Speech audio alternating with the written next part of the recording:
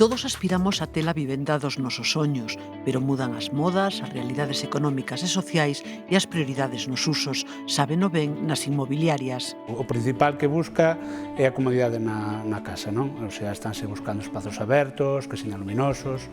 Eu penso que o punto de inflexión foi a pandemia, entón a xente temos dúas partes, non? Xente que busca irse a unha casa con algo de terreo, e xente que prefire o centro, pero xa busca outra tipoloxía, sempre primando a orientación, o que seña soleado, que antes había moitos coloridos, ahora buscan os tonos claros, todo limpo, entón buscan ese que teñan terraza, por exemplo, na cidade.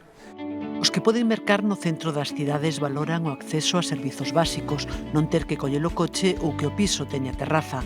Cos prezos polas nubes e a escaseza de vivenda nova están en auxe as reformas. A xente si chega cos seus, miran fotos, te traen Pinterest, miran en internet, veñense algunhas ideas. É certo que despois, ás veces, claro, esas ideas, transformalas e leválas á realidade do piso que teñen, supón que hai que facer cambios. Nas reformas hai condicionamentos técnicos, legais, pero tamén económicos. É difícil porque a man de obra está cambiando moito, a nivel costes é impredecible, prácticamente es que a veces hasta para nós, os técnicos, non? A man de obra é o que máis varía. Despois o demais dos materiales é máis fácil de controlar e todo eso. Entón sí que é certo que a xente sempre conta con menos do que logo supón a súa reforma. Exactamente, e logo veñen, hai que se pode axustar, se poden ver alternativas, hai que moitas veces baixar nos materiales, igual tes que baixar algunha calidade para poder facer o que querías facer. E aínda que o mercado inmobiliario dá sinais de ir freando, segue habendo máis demanda que oferta. Os pisos tardan pouco en venderse, algo máis as vivendas unifamiliares.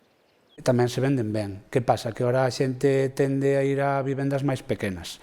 Buscan plantas baixas e tal, e as vivendas que xa están feitas suelen ser vivendas de 350, 400 metros cuadrados, con fincas de 2 ou 3.000 metros. Eso a xente sí que lle bota para atrás polo mantemento, ou porque ora as familias tamén son máis curtas e non necesitan tantos metros cuadrados. Unha realidade que tamén notan os arquitectos a hora de afrontar a construción de vivenda unifamiliar. A xente antes quería construir o máximo posible para sacarlle un proveito no futuro a esa vivenda, co ánimo de vendela ou revalorizala ou o que fora.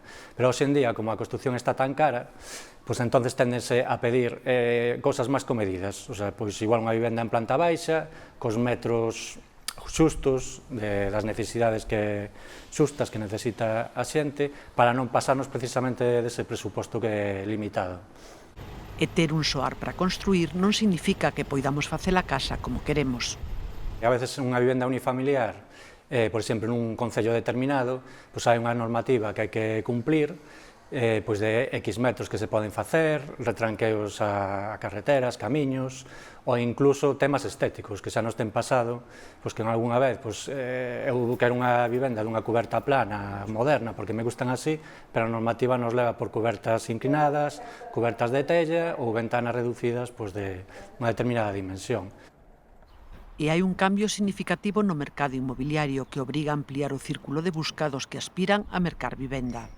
Puxose tan caro e hai tan pouca oferta nos centros das cidades que iso foise contaxiando a área metropolitana.